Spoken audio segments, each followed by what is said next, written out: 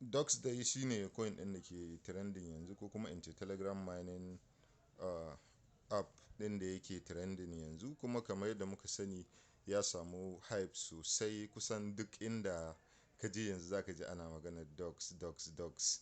Ko ina ka je za ka ji dai ana maganar shi. So dama haka ake so, ana son crypto coin ya samu hype sosai. Kuma kamar yadda suka yi announcing cewa something big is coming on 14th, that is 14 August, being its Telegram app birthday. Sun ce muna something big is coming. We are so excited. Tun jiya dai na san waɗanda suka yi mining, waɗanda ke da docs suna ta dubar a ga announcement from different crypto exchanges cewa za a yi listing docs yau. So albishirinku, kamar yadda dai har yau gari ya waye yau da safe, ina ga babu wani announcement. Muna nan dai muna ta rarraba ido. But recently, 'yan mintuna kaɗan da suka wuce, OKX sun saki announcement. Kuma kun san abin dama haka yake fara.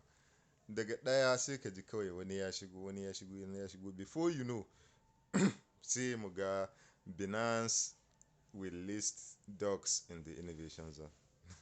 Wanda yake shine kusan in ce Binance being them world largest crypto exchange platform. To da sun ce za su yi launching new, da sun ce za su yi listing new launch token. So yana da wuya wannan token ba a samu kuɗi gare shi ba. Kuma idan Binance ba su shigo ba, ko sauran exchanges sun shigo, za a samu. Akwai yiwuwar a samu idan aka yi considering supply da kuma numbers of investors, collaborators, da kuma irin committing, yadda team ɗin suka yi committing ga project ɗin. Amma Binance kana jin sun shigo cikin project ka san cewa boom. So kamar yadda muke gani nan, minti 20 da suka wuce, OKX sun yi posting a Twitter page ɗinsu, a Twitter handle ɗinsu cewa new listing. Suka ce OKX will list docs, that is at real docs house, that is handle kenan na Twitter na docs. Suka ce docs/USDT za su yi listing docs da pair na USDT spot trading. Suka ce begin at 12 PM on August 20 UTC.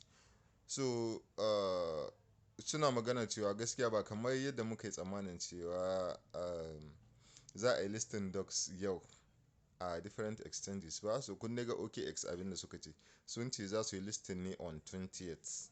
So yanzu muke da, ni yanzu ma na ƙara hope, saboda da a ce yau ɗin ne za a yi listing.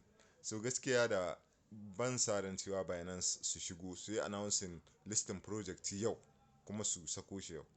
At least in a ce za su yi listing ɗin shi, ya kamata tun shekaran jiya ko jiya su yi announcement. Amma yanzu tun da an yi shifting ya kai on 20th, OKX sun ce on 20th. So muna da hope ɗin cewa Binance za su iya shigowa da kuma wasu sauran big exchanges haka before 20th su yi announcing cewa su ma za su yi launching wannan docs ɗin on 20th.